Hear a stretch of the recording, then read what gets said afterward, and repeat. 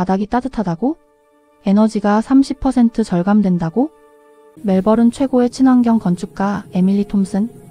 20년 경력의 그녀는 한국 온도를 비웃었습니다. 검증 안 된 동양 기술일 뿐이야. 하지만 서울 한옥에서의 하룻밤이 모든 걸 바꿨습니다. 영하 7도 겨울밤, 히터 없는 방에서 그녀는 가장 따뜻한 밤을 보냈습니다. 바닥에서 올라오는 온기, 균일한 실내 온도, 그리고 충격적인 에너지 데이터. 호주로 돌아간 그녀는 결단을 내립니다. 3000년 한국 기술을 멜버른에 이식하겠다고. 동료들의 비웃음, 건축가 협회의 비판, 언론의 공격. 모든 것을 감수하며 6개월간 증명해냅니다. 42% 에너지 절감, 38% 탄소 감축, 그리고 호주 그린빌딩 어워드 수상. 회의적이던 건축가가 온돌 전도사가 된 놀라운 이야기, 지금 시작합니다. 시작 전 잠시 시간을 내어 구독과 좋아요 눌러주시면 영상 제작에 큰 힘이 됩니다. 그리고 지금 이 이야기를 듣고 계신 곳이 어디인지도 댓글로 남겨주세요. 전 세계 어디서든 함께 해주셔서 감사합니다. 안녕하세요. 저는 에밀리 톰슨입니다. 44세, 호주 멜버른에서 태어나 20년간 친환경 건축 설계를 해왔어요. 멜버른 시내에 작은 건축 사무소를 운영하고 있고 호주 그린빌딩 협회 자문위원으로도 활동하고 있습니다. 2024년 10월 제 책상 위에는 도면이 가득했습니다. 멜버른 남쪽 교외 친환경 주택 단지 프로젝트였어요. 태양광 패널, 빗물 재활용, 3중 유리창, 최신 단열재까지 모든 걸 적용했죠. 에너지 효율 95%를 달성한 설계였습니다. 하지만 뭔가 부족했어요. 시뮬레이션 결과를 보니 겨울철 난방비가 여전히 높았습니다. 라디에이터를 틀면 에너지가 많이 들고 히트펌프를 써도 한계가 있었죠. 10월 15일 오후 이메일 한 통이 들어왔습니다. 서울대한건설이었어요. 협업 제안이었습니다. 서울복합문화센터 공동설계 프로젝트였죠. 5층 건물 연면적 8,000제곱미터. 규모가 상당했습니다. 놀랐어요? 한국 건설사가 호주 건축가에게 협업을 제안하다니요? 하지만 호기심이 생겼습니다. 한국은 어떤 방식으로 친환경 건축을 할까? 10월 20일 사무실 회의를 열었습니다. 파트너 제임스와 디자이너 사라가 참석했어요. 제임스가 물었습니다. 한국에서 배울 게 있을까? 사라도 회의적이었죠. 저도 확신이 없었습니다. 20년간 독일과 북유럽 건축을 배웠거든요. 아시아 건축은 별로 주목받지 못했어요. 하지만 제안서에 흥미로운 문구가 있었습니다. 한국 전통 난방 기술의 현대화, 매우 높은 에너지 효율. 전통 난방 기술이요? 궁금했습니다. 10월 25일 대한건설 김 이사와 화상회의를 했어요. 40대 중반 남성이었습니다. 그가 설명했습니다. 온돌이라는 바닥 난방 시스템입니다. 3000년 역사가 있고 현대화를 거쳐 매우 효율적이죠. 바닥 난방은 알고 있었어요? 유럽에도 있거든요. 하지만 에너지 효율이 높지 않다고 배웠습니다. 김 이사는 말했죠. 한국 온돌은 다릅니다. 직접 보시면 이해하실 겁니다. 그는 제안했습니다. 11월 첫째 주에 서울로 오라고요. 2주간 머물면서 프로젝트를 논의하고 한국 건축 현장을 둘러보자고 했어요. 저는 수락했습니다. 11월 5일 인천공항에 도착했어요. 서울은 영하 5도였습니다. 멜버른보다 훨씬 추웠죠. 김 이사가 공항에 나와 있었습니다. 차 안에서 그가 말했어요. 호텔 대신 한 옥스테이를 준비했습니다. 전통 한옥에서 온도를 직접 경험하실 수 있어요? 저는 걱정했습니다. 전통 가옥이라니 추울 것 같았거든요. 30분 후 북촌이라는 동네에 도착했습니다. 기와집들 사이로 찬바람이 불었어요. 저는 코트깃을 세웠습니다. 2주를 여기서 지낸다니 막막했죠? 하지만 그때는 몰랐습니다. 이 추운 골목길이 제 20년 건축 철학을 뒤흔들 거라는 걸요. 한옥 대문을 열고 들어섰습니다. 작은 마당이 보였어요. 돌로 만든 장독대와 나무 한 그루가 있었습니다. 기와지붕 아래 나무 기둥들이 서 있었죠. 주인 할머니가 나와 맞아주셨어요. 70대로 보였습니다. 한복을 입고 계셨어요. 영어는 못하셨지만 손짓으로 안내해 주셨습니다. 복도를 따라 걸었습니다. 나무 바닥이 삐걱거렸어요. 오래된 집이구나 싶었습니다. 난방이 제대로 될까 걱정됐죠. 방문을 열었습니다. 6조 정도 크기였어요. 바닥은 장판이 깔려 있었고 낮은 테이블 하나가 전부였습니다. 침대가 없었어요? 할머니가 벽장을 열어 이불을 꺼내셨습니다. 바닥에 펴는 거였어요? 저는 놀랐습니다. 바닥에서 자라고요? 할머니는 웃으며 고개를 끄덕이셨습니다. 그리고 벽에 있는 온도 조절기를 가리키셨어요. 숫자를 22로 맞추셨습니다. 저는 의아했습니다. 라디에이터도 히터도 보이지 않았거든요. 어떻게 난방을 하는 걸까? 저녁 7시쯤 되자 해가 졌습니다. 기온이 더 떨어졌어요. 영하 7도까지 내려갔습니다. 저는 두꺼운 스웨터를 꺼내 입었어요. 방으로 돌아왔습니다. 문을 열자 따뜻한 공기가 느껴졌어요. 어디선가 열기가 나오고 있었습니다. 주위를 둘러봤습니다. 히터가 없었어요. 에어컨도 없었죠. 그런데 방이 따뜻했습니다. 무심코 바닥에 손을 댔습니다. 깜짝 놀랐어요. 바닥이 따뜻했거든요. 아니, 뜨겁다고 할 정도였습니다. 다시 한번 확인했습니다. 손바닥 전체를 바닥에 댔어요. 확실했습니다. 열이 바닥에서 올라오고 있었어요. 신발을 벗었습니다. 양말을 신은 발로 바닥을 밟았어요.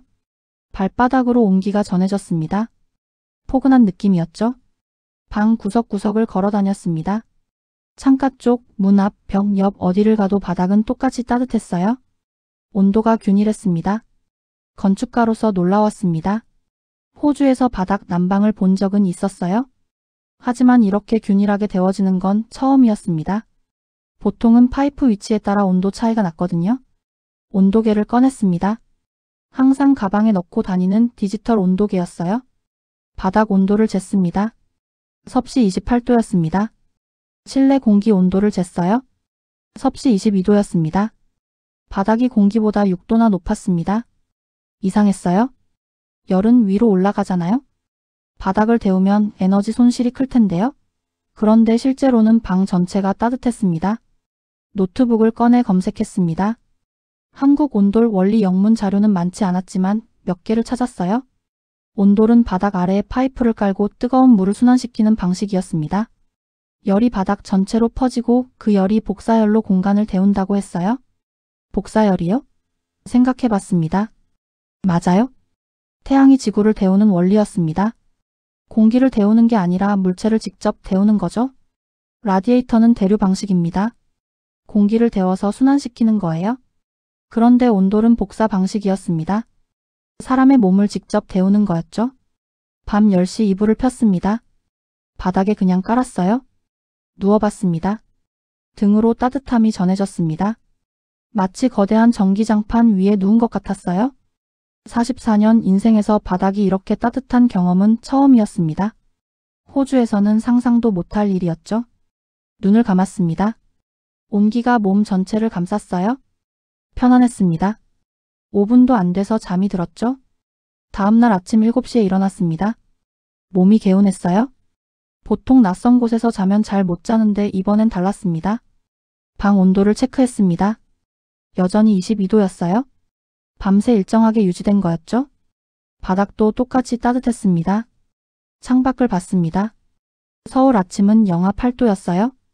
하지만 방 안은 쾌적했습니다. 저는 중얼거렸습니다. 이게 대체 어떻게 가능한 거지? 20년 경력 건축가로서 궁금증이 폭발했습니다. 에너지 효율은 얼마나 될까? 설치 비용은? 유지 관리는? 오늘 김 이사를 만나면 꼭 물어봐야겠다고 생각했습니다. 오전 10시 대한건설 본사로 향했습니다. 강남이라는 지역이었어요. 고층 빌딩이 즐비했습니다. 생각보다 훨씬 현대적인 도시였죠. 15층 회의실에서 김 이사를 만났습니다. 그의 옆에는 30대 여성이 앉아 있었어요. 박 과장이라고 소개했습니다. 온돌 시스템 전문가라고 했죠. 인사를 나눈 후 자리에 앉았습니다. 김 이사가 물었어요. 어젯밤 잘 주무셨나요? 저는 솔직하게 대답했습니다. 놀라웠습니다. 바닥 난방이 이렇게 효과적일 줄 몰랐어요. 박 과장이 노트북을 열었습니다. 프레젠테이션을 시작했어요. 첫 슬라이드 제목은 온돌 3000년 지의 현대화였습니다. 온돌의 역사부터 설명했습니다. 기원전 1000년경 시작됐다고 했어요. 돌을 데워서 바닥을 따뜻하게 하는 방식이었죠. 한국의 추운 겨울을 견디기 위한 기술이었습니다. 1960년대 현대화가 시작됐다고 했어요. 돌과 연기 대신 온수 파이프와 보일러를 사용하기 시작했죠. 1980년대엔 전국 아파트에 보급됐다고 합니다. 현재는 한국 주택의 95%가 온돌을 사용한다고 했어요. 저는 놀랐습니다. 95%요? 거의 모든 집이 바닥 난방을 쓴다는 얘기였습니다. 다음 슬라이드가 나왔습니다. 에너지 효율 비교표였어요. 저는 몸을 앞으로 기울였습니다. 라디에이터 방식 대비 에너지 소비량 30% 절감, 히트펌프 대비 20% 절감, 실내 온도 편차 2도 이내 유지. 제 눈이 커졌습니다. 잠깐만요. 제가 말했습니다. 30% 절감이요? 어떻게 그게 가능하죠? 박 과장이 설명했습니다. 복사열의 효율 때문입니다. 라디에이터는 공기를 데워요. 공기는 위로 올라가죠. 천장 쪽이 가장 따뜻하고 바닥은 차갑습니다. 하지만 온돌은 바닥에서 열이 나와요. 사람이 있는 높이가 가장 따뜻합니다. 맞는 말이었습니다. 호주 집들도 천장 쪽이 항상 더 따뜻했어요. 에너지를 낭비하는 거였죠. 다음 데이터가 나왔습니다. 서울 아파트 단지 3,000세대 실측 결과였어요. 평균 난방비 월 15만 원. 호주 달러로 환산하니 180달러였습니다. 제 멜버른 집 난방비는 월 280달러였어요. 서울이 멜버른보다 훨씬 추운데도 난방비가 더 적었습니다. 설치 비용은 얼마나 되나요? 제가 물었습니다. 김이사가 대답했습니다. 아파트 기준 제곱미터당 약 80달러입니다. 라디에이터 설치보다 20% 정도 비싸죠. 하지만 3년이면 에너지 절감으로 회수됩니다. 3년이요? 생각보다 빨랐습니다. 보통 친환경 시스템은 회수 기간이 710년이었거든요. 박 과장이 다음 슬라이드를 보여줬습니다. 탄소 배출량 비교였어요. 온돌이 라디에이터 대비 28% 적었습니다. 제 머릿속이 복잡해졌습니다. 20년간 친환경 건축을 했어요. 유럽 기술이 최고라고 믿었습니다. 독일 단열 기법, 스웨덴 환기 시스템, 덴마크 히트펌프를 공부했죠. 하지만 한국에는 3000년 된 기술이 있었습니다. 그리고 그게 현대 기술보다 효율적이었어요. 왜 이게 국제적으로 알려지지 않았죠? 제가 물었습니다. 김 이사가 웃으며 대답했습니다. 한국만 쓰니까요? 외국에는 바닥에 앉는 문화가 없잖아요? 그래서 홍보를 안 했습니다. 하지만 최근 몇 년간 중동과 유럽에서 관심을 보이기 시작했어요. 저는 침묵했습니다. 20년 경력이 무색했어요. 제가 놓친 게 이렇게 큰 기술이었다니? 실제 시공 현장을 볼 수 있을까요? 제가 물었습니다. 물론입니다. 박 과장이 대답했습니다. 내일 서울 외곽 신축 아파트 현장으로 가시죠. 온돌 설치 과정을 직접 보실 수 있습니다. 저는 고개를 끄덕였습니다. 보고 싶었어요? 직접 확인하고 싶었습니다. 회의가 끝나고 밖으로 나왔습니다. 서울 하늘은 맑았어요. 하지만 제 머릿속은 혼란스러웠습니다. 20년간 내가 뭘 한 거지? 왜 이런 기술을 몰랐지? 다음 날 서울 외곽 건설 현장을 방문했습니다. 30층 아파트가 올라가고 있었어요. 15층 한 세대에서 온돌 설치 작업이 진행 중이었습니다. 바닥에는 은색 파이프가 뱀처럼 깔려 있었어요. 30cm 간격으로 정확하게 배치돼 있었습니다. 시공자들은 밀리미터 단위로 측정하며 작업했죠. 저는 사진을 수십 장 찍었습니다. 파이프 간격, 단열재 두께, 시멘트 배합비까지 모두 기록했어요. 건축가의 습관이었습니다. 시공팀장이 설명했습니다. 파이프 간격이 중요합니다. 너무 넓으면 온도 편차가 생기고 너무 좁으면 과열돼요. 30cm가 최적입니다. 저는 고개를 끄덕였습니다. 과학적이었어요? 감이 아니라 데이터로 일하는 거였습니다. 11월 20일 2주 일정을 마치고 멜버른으로 돌아왔습니다. 머릿속은 온통 온돌 생각뿐이었어요. 이걸 호주에 적용할 수 있을까? 사무실로 출근한 첫날 제임스가 물었습니다. 서울은 어땠어? 저는 대답했습니다. 놀라웠어요. 한국 난방 기술은 우리보다 앞서 있었습니다. 제임스가 고개를 갸우뚱했습니다. 바닥 난방 말하는 거야? 그거 유럽에도 있잖아. 달라요? 제가 말했습니다. 효율이 완전히 다릅니다. 에너지 소비가 30% 적어요. 그날 오후 예상치 못한 전화가 왔습니다. 멜버른 부동산 개발사 그린라이프였어요. 대표 톰 밀러였습니다. 톰은 새 프로젝트를 제안했습니다. 멜버른 남동쪽 교외에 친환경 타운하우스 신체를 짓는다고 했어요. 에너지 효율 최고 등급을 목표로 한다고 했습니다. 당신이 설계해줬으면 합니다. 톰이 말했습니다. 멜버른에서 가장 친환경적인 주거 단지를 만들고 싶어요? 저는 흥분했습니다. 신체요? 큰 프로젝트였어요? 그리고 완벽한 타이밍이었습니다. 한 가지 제안이 있습니다. 제가 말했습니다. 한국 온돌 시스템을 적용하면 어떨까요? 에너지 효율을 극대화할 수 있습니다. 전화기 너머로 침묵이 흘렀습니다. 톰이 물었습니다. 온돌이요? 그게 뭔가요? 저는 설명했습니다. 바닥 난방, 복사열, 에너지 30% 절감. 톰은 관심을 보였어요. 자세히 알아보고 싶네요. 내일 만날 수 있나요? 다음 날 톰의 사무실에서 프레젠테이션을 했습니다. 서울에서 찍은 사진들과 데이터를 보여줬어요. 톰은 진지하게 들었습니다. 흥미롭네요. 톰이 말했습니다. 하지만 호주에서 검증된 기술인가요? 저는 솔직하게 대답했습니다. 아직 없습니다. 우리가 처음이 될 겁니다. 톰은 고민했습니다. 위험하지 않나요? 시공 실패하면 어떻게 하죠? 시범으로 5채만 온돌로 설계하겠습니다. 제가 제안했습니다. 나머지 45채는 기존 방식으로요. 6개월 후 결과를 비교해 보는 겁니다. 톰은 고개를 끄덕였습니다.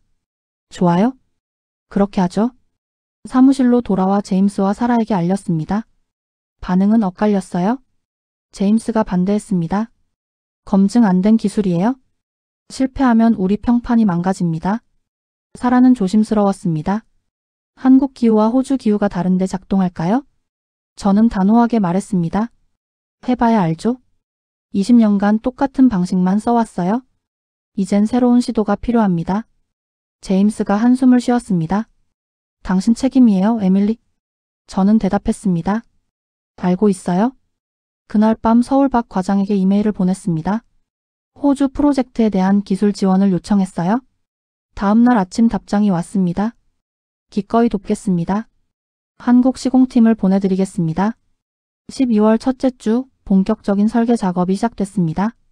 멜버른 타운하우스 프로젝트 중 5채를 온돌로 설계하기로 확정됐어요. 사무실 회의실에서 서울 박 과장과 화상회의를 열었습니다. 제임스와 사라도 함께였죠. 박 과장이 말했습니다. 호주 기후 데이터를 보내주세요. 멜버른에 맞게 설계하겠습니다. 저는 자료를 전송했습니다. 멜버른 겨울은 최저 5도, 최고 15도였어요. 서울보다 훨씬 따뜻했죠. 박 과장이 분석했습니다. 온도가 높네요. 파이프 간격을 40cm로 넓혀도 되겠습니다. 제임스가 끼어들었습니다. 호주 건축 법규는 확인했나요? 바닥 두께 제한이 있어요? 박 과장이 대답했습니다. 확인했습니다. 단열재와 시멘트 합쳐 12cm로 설계하겠습니다. 사라가 물었습니다. 목재 바닥재 위에 온돌이 가능한가요? 호주는 대부분 목재 구조거든요. 박 과장은 잠시 침묵했습니다.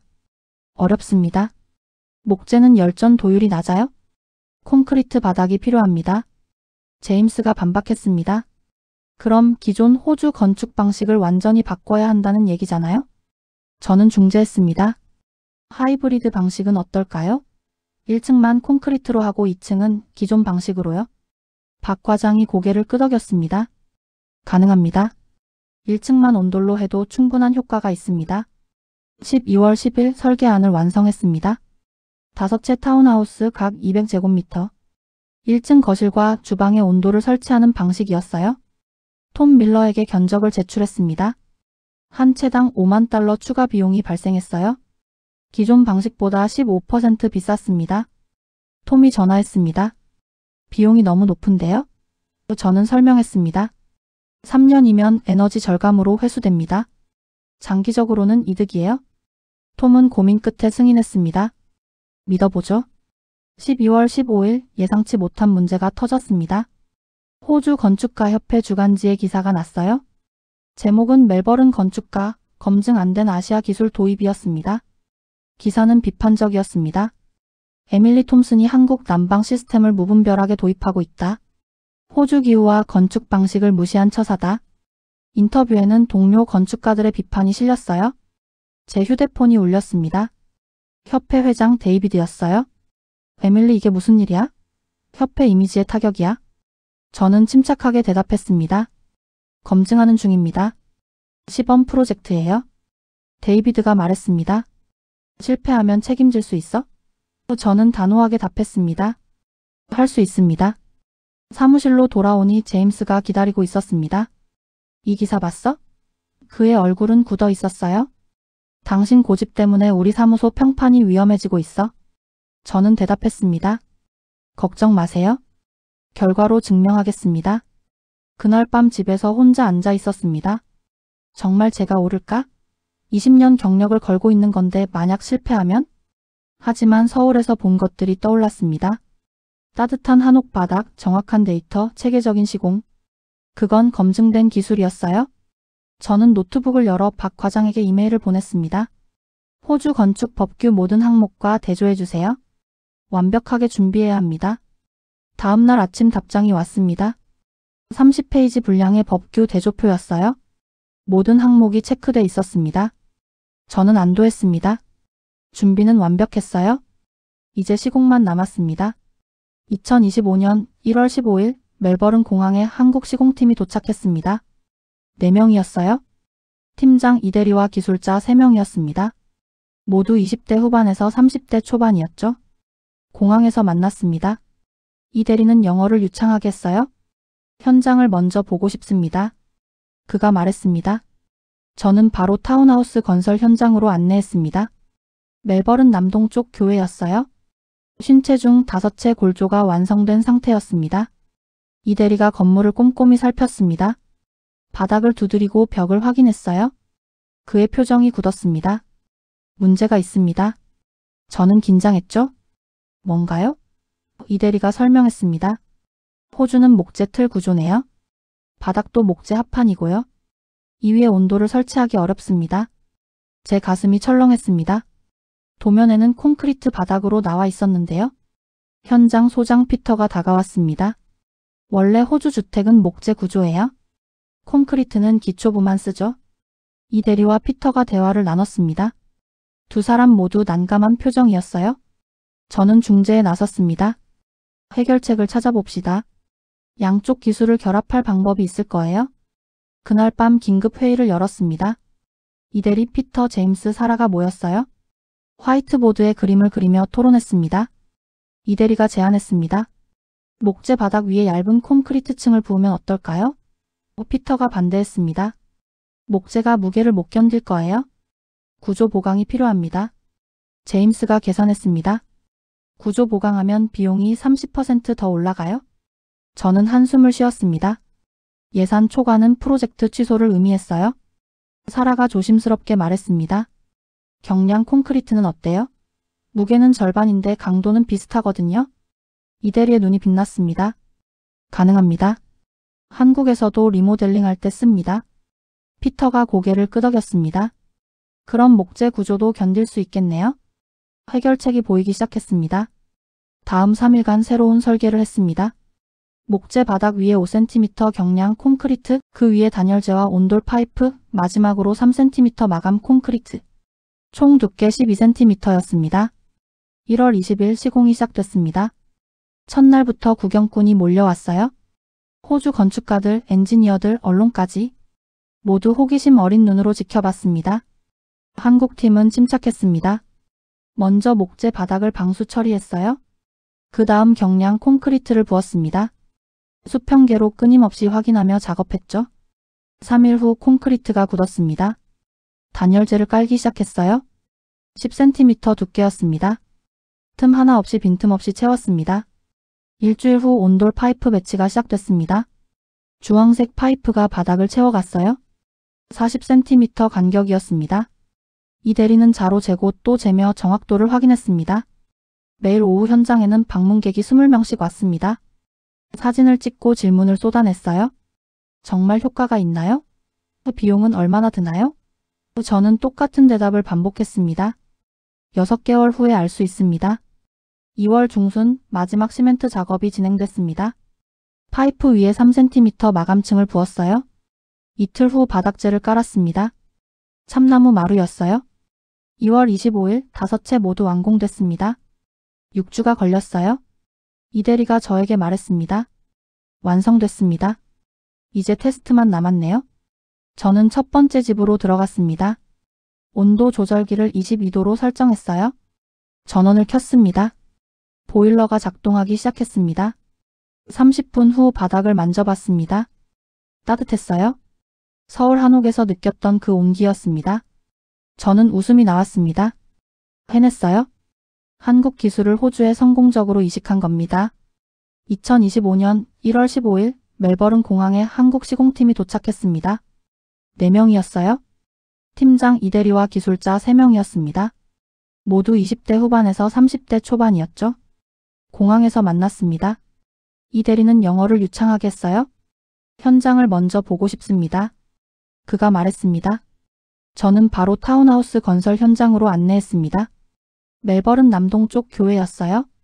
50채 중 5채 골조가 완성된 상태였습니다. 이대리가 건물을 꼼꼼히 살폈습니다. 바닥을 두드리고 벽을 확인했어요. 그의 표정이 굳었습니다.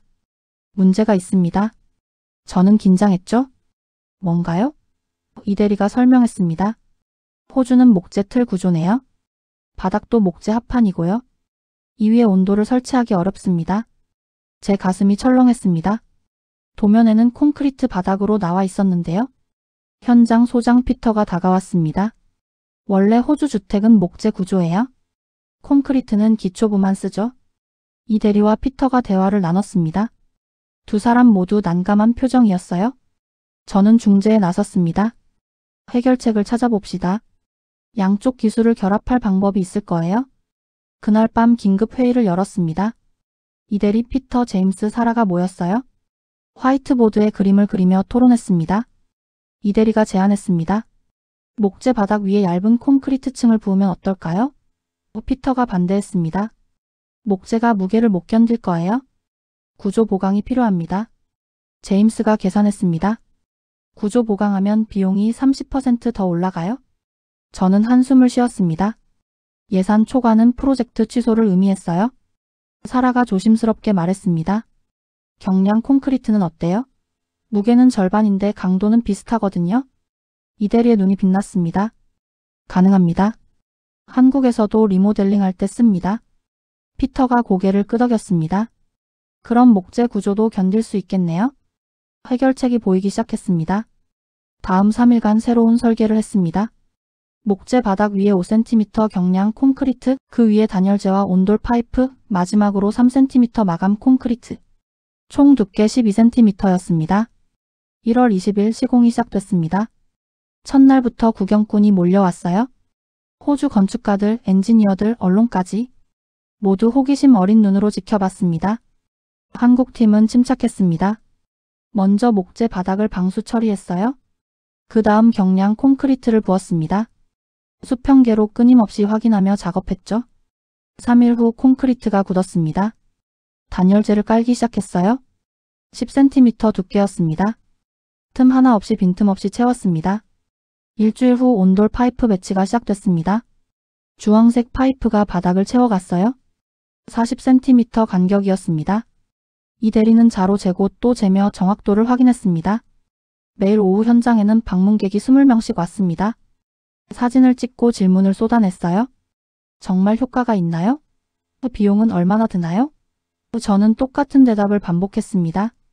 6개월 후에 알 수 있습니다. 2월 중순 마지막 시멘트 작업이 진행됐습니다. 파이프 위에 3cm 마감층을 부었어요. 이틀 후 바닥재를 깔았습니다. 참나무 마루였어요. 2월 25일 5채 모두 완공됐습니다. 6주가 걸렸어요. 이대리가 저에게 말했습니다. 완성됐습니다. 이제 테스트만 남았네요. 저는 첫 번째 집으로 들어갔습니다. 온도 조절기를 22도로 설정했어요. 전원을 켰습니다. 보일러가 작동하기 시작했습니다. 30분 후 바닥을 만져봤습니다. 따뜻했어요. 서울 한옥에서 느꼈던 그 온기였습니다. 저는 웃음이 나왔습니다. 해냈어요. 한국 기술을 호주에 성공적으로 이식한 겁니다. 2025년 11월 3일 시드니에서 호주 그린빌딩 어워드 시상식이 열렸습니다. 올해의 혁신 프로젝트 수상자는 에밀리 톰슨의 멜버른 온돌 타운하우스. 저는 단상에 올라 트로피를 받았습니다. 이 상은 3000년 지혜를 지켜온 한국의 것입니다. 12월 멜버른 시의회가 발표했습니다. 2026년부터 신축 공공건물의 온돌 방식을 권장한다고요? 보조금도 지원한다고 했습니다. 톰 밀러는 2단계 프로젝트 80채를 모두 온돌로 설계했어요. 다른 개발사들의 문의도 쏟아졌습니다. 2026년 1월 시드니 TED 토크에서 발표했습니다. 혁신은 항상 새로운 것만이 아닙니다. 때로는 전통을 재해석하는 것이죠. 3월 서울대한건설과 공식 파트너십을 맺었습니다. 향후 5년간 호주 전역 50개 프로젝트의 온도를 적용하기로 했어요. 어느 날 사무실에서 1년 전 서울 한옥 사진을 봤습니다. 회의적이었던 제 모습이 떠올랐죠. 지금 제 발밑은 따뜻합니다. 20년 경력이 가르쳐주지 못한 걸 한국의 따뜻한 바닥이 가르쳐줬습니다. 열린 마음이 최고의 설계라는 것을요. 영상 끝까지 보신 후 댓글로 알려주세요. 여러분 나라에는 어떤 전통 난방 방식이 있나요? 온도를 경험해 보신 분 계신가요? 구독자 여러분의 경험이 궁금합니다. 그리고 이런 콘텐츠가 계속 보고 싶으시다면 구독 버튼 꾹 눌러주시고 좋아요와 알림 설정도 부탁드립니다.